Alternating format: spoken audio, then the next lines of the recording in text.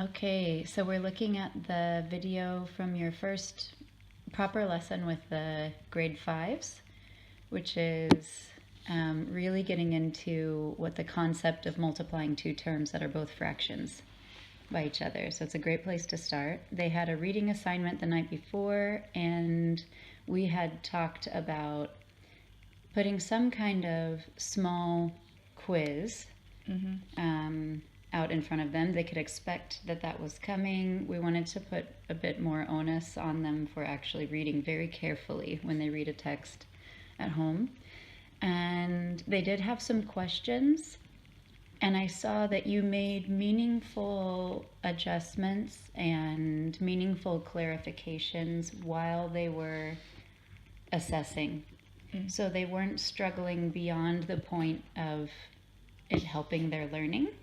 You didn't just let them keep going. They're still quite new to this model method, but you didn't let them just struggle and spin their wheels too much. When you saw that there was a common misperception, you paused the time quickly and you said, I noticed that a lot of you are making this model and stopping there, but please know that this needs to be completed to show the other term it's being multiplied by. So it's good to take stock of how well an assessment item is being understood, and there's like a sweet spot, like a window where they should struggle a little bit with it, but also not go beyond the point of it being meaningful for them. So I thought that was really good timing. I also appreciated there's a rhythm you've gotten used to with getting the majority of the class started and getting intensive EAL students started with what they can do at the beginning, like writing down the item. You're making sure everybody else is getting started, and then you go give one-on-one time to make sure that the item is completely understood by the intensive EAL students. You kept a close eye on everybody. You were always walking around, very aware of where everybody was, and you didn't let up on, even though there was that common misperception, you didn't let up and just give them extra time. They still did need to be responsible for the 2 pages they were to have read, and if they understood the instructions and the reading completely, they should have been able to complete the model themselves. So the responsibility was still on them. So I thought that was you have a really good rapport with the students. What am I trying to say? It's light and positive, but it's also, okay, Miss Ong said this is going to happen, so this is going to happen. I think I did like the night before, or maybe when I knew like what was gonna happen. I actually did a lot of visualization to ensure that everything falls in place nicely for this class. Yeah, like visualizing what's gonna happen and then how would I react to it actually. Yeah. Good. It's good to be ready for lots of possibilities too with this group. Plan B, Plan C, Plan D. X, Y, Z, yeah. Okay, looking at the next bit of getting into what the students produced in this assessment and getting them to think about what they know and what they still need to practice. I really admired how you have a really enthusiastic way they can jump in and tell you they want to try. And one particular student who volunteered doesn't usually have a lot of confidence in this area, like showing in front of the other students his thinking. And that was really great. He jumped right up there and did what he knew, and you celebrated that and validated him for that. And it didn't add any extra attention to him the way that you said,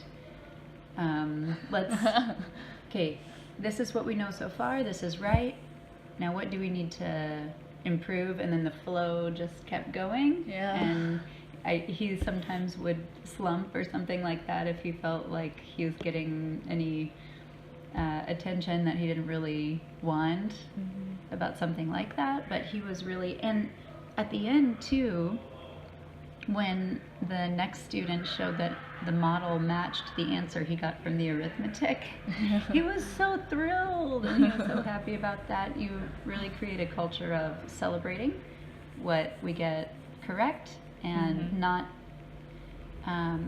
dwelling too much in a negative way on what needs to be improved. So the tone was really well. It also, I think, helps the students to monitor and be aware of what adjustments they need to be making, what they understand and what they don't. So it's self-monitoring. It's students seeing the data from the assessment as important.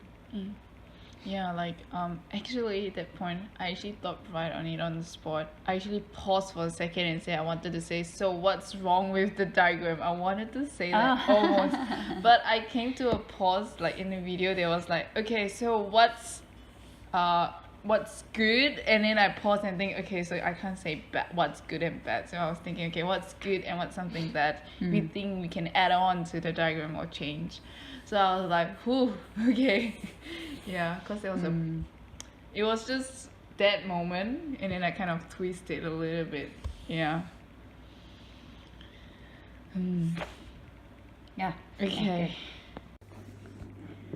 Okay, I just want to highlight one thing at the end about the closure. You worked in at the very end some feedback about the assessment and pointing them in the direction of what's coming next, so you can tell you really have the sequence of learning in mind. And it's the feedback and knowing that they've finished and finished well, or maybe have some things to work on. That's what completes the learning cycle, when they know how they did.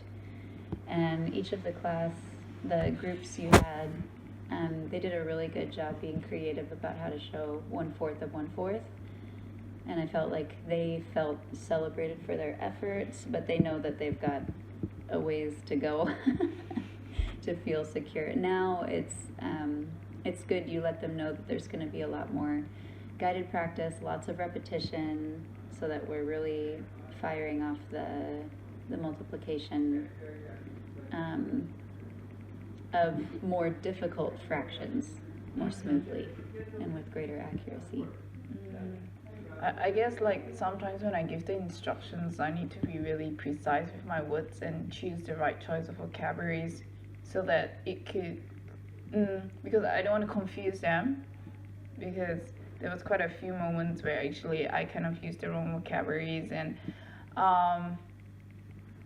when I'm so focused of getting on with the flow of things, I kind of just forget what's I just forget on the small little things that I need to focus, not focus, but look out for. Like when students like Jishu, the eye contact I give it to her, or like I check on her, is definitely less than the students that I look at. Like for example, Hojin, where Hojin is sitting, that's where I'm always having the attention on. And like Yamato as well, is only when everyone's doing, and then when I start to scan through the classroom, and I just, I will spot that person and say, okay, yeah, this person is additional help, or this person's not doing what they're supposed to do and stuff. Yeah. One thing you could think about doing, I should do more. I've done this more in the past, I kind of dropped off with it, but the kids who are a bit more secure, the ones who volunteer to come up and help at the board, helping train them to be guides by the side. I think we've got a lot of kind of personalities that really take initiative in a really good way, but they can also tend to take over a little bit. So giving them a specific thing, please go check in with this person and have them tell you how they divided their rectangle model horizontally and vertically.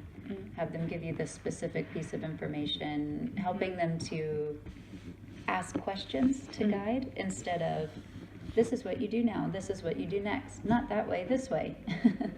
So they kind of take over in group work, but asking for ideas, asking specific questions to see what group members already know or what ideas they have. That can be something you can do for early finishers, and it does even if your eyes can't be on all the ones who need checked in on at any certain moment, that does help the checking in some way to happen with greater frequency. Okay. Yeah, I think I will try that. Definitely. Like giving them a task, like each of them would have a task to do it, and then you ask for help, questions, specific steps. That sounds like a good idea. Okay. Thank you.